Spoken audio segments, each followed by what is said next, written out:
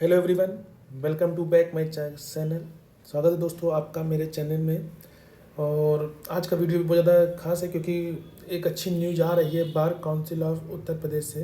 तो एक अच्छी न्यूज़ है, गुड न्यूज़ फॉर एडवोकेट के लिए, क्योंकि बहुत लोगों का क्वेश्चन आ रहा था और ये पूछ रहे थे कि ये अभी होगा कि नहीं होगा, क्या मेरा जो रजिस्ट्रेशन मैंने कराया है वो कहीं एक्सपायर ना हो जाए। तो ये बहुत सारे जो क्वेरी थी वो सब का आंसर इस वीडियो में है। और अगर आप मेरे चैनल पर पहली बार है तो ज़रूर मेरे चैनल को ज़रूर सब्सक्राइब कीजिए। तो ये हाल ही में एक लेटेस्ट नोटिफिकेशन है, 8 दिसंबर 2022 का है, जो bar council of Uttar Pradesh की तरफ से आया है। और जो लोगों ने अभी हाल ही में अपना रजिस्ट्रेशन कराया है या 2021 में कराया है या किसी कारणवश वो उस AIB 16 को नहीं दे पाए हैं और तब से कोई भी अभी एग्ज़ाम नहीं हुआ है, AIB 17 का लेटेस्ट नोटिफिकेशन नहीं आया है, ये वीडियो उनके लिए है। क्योंकि कहीं उन लोगों को डर लग रहा है कहीं उनका रजिस्ट्रेशन एक्सपायर ना हो जाए, क्योंकि 2 साल का टाइम मिलता है और 2 साल के बाद अगर वो उसके अंदर AIB एग्ज़ाम नहीं क्लियर करते हैं तो उनका जो रजिस्ट्रेशन का जो उनके पास लाइसेंस है वो रोक दिया जाता है, तो जब तक वो AIB क्लियर नहीं कर लेते हैं।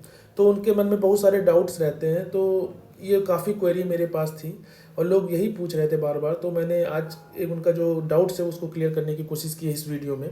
तो देखते हैं वो लेटेस्ट नोटिफिकेशन क्या है।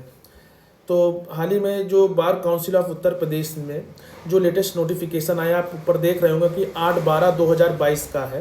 ठीक है, जो लेटेस्ट जो कि वहाँ के जय नारायण पांडे जो एडवोकेट हाई कोर्ट और वाइस चेयरमैन है bar council of Uttar Pradesh ने, उनके द्वारा निकाला गया है।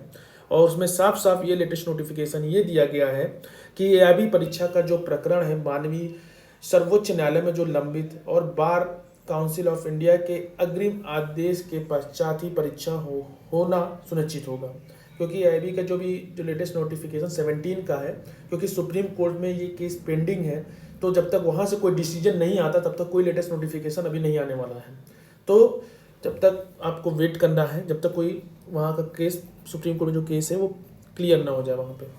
फिर उन्होंने ये भी बताया कि जो अधिवक्ता AIB परीक्षा उत्तीर्ण नहीं किए हैं वह भी अनवरत रूप से वकालत करते रहें। इसका अर्थ ये हुआ कि अगर आपने 2021 वाला जो AIB 16 का एग्जाम नहीं दे पाए किसी कारणवश या आप उसमें फेल हो गए हैं, तो अगर जो 17 का जो लेटेस्ट नोटिफिकेशन नहीं आया और आपको लग रहा है कि मेरे पास चांस कम है या मैंने 2020 में कराया था मेरे पास केवल एक ही चांस मिला है, तो मेरा रजिस्ट्रेशन कैंसिल हो जाएगा, ऐसा कोई नहीं है। आपकी जो वकालत है वो नहीं रुकेगी, आप उसको करते रहेंगे, आगे भी कंटिन्यू करते रहेंगे, तो आपको चांस दिया जाएगा जब तक कि सुप्रीम कोर्ट का जो केस जहां पेंडिंग है वो क्लियर ना हो जाए कि AIB एग्जाम कब होगा। तो आप इसके लिए बेफिक्र रहिए और अपने सारे डाउट्स को क्लियर कर लीजिए कि आपका भी जो रजिस्ट्रेशन जो आपका AIB 2 साल में जो AIB क्लियर करने वाला है, वो आपके मन में जो डाउट आ रहे हैं वो सबका आंसर इनके इस लेटेस्ट नोटिफिकेशन में है।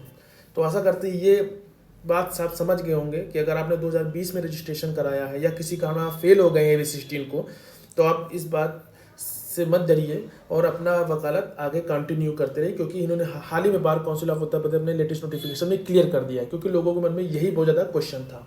और एक चीज़ और, अगर आप AIB का एग्जाम के बारे में पूछ रहे हैं कब होगा, तो ये भी सुप्रीम कोर्ट जब तक वहाँ से क्लियर नहीं होता तो उसके बारे में अभी तक कोई ऐसे नोटिफिकेशन नहीं आया। लेकिन आप हमेशा याद रखिए, अपनी तैयारियाँ करते रहिए और आपके मन में कोई क्वेश्चन है कि एग्ज़ाम कैसे होता है, कैसे क्वेश्चन आते हैं, तो आप दिए गए कमेंट बॉक्स में हमसे पूछ सकते हैं। या ऐसा कोई आपके मन में क्वेरी है तो आप दिए गए कमेंट बॉक्स में से क्वेश्चन पूछ सकते हैं या मैं दिए गए व्हाट्सअप नंबर से मुझसे कांटेक्ट कर सकते हैं। और एक चीज़, अगर आपको bar council of Uttar Pradesh में रजिस्ट्रेशन कराना है तो अगर आपको उसमें कुछ दिक्कत आ रही है तो दिए गए मेरे व्हाट्सअप नंबर से मुझसे आप कांटेक्ट कर सकते हैं।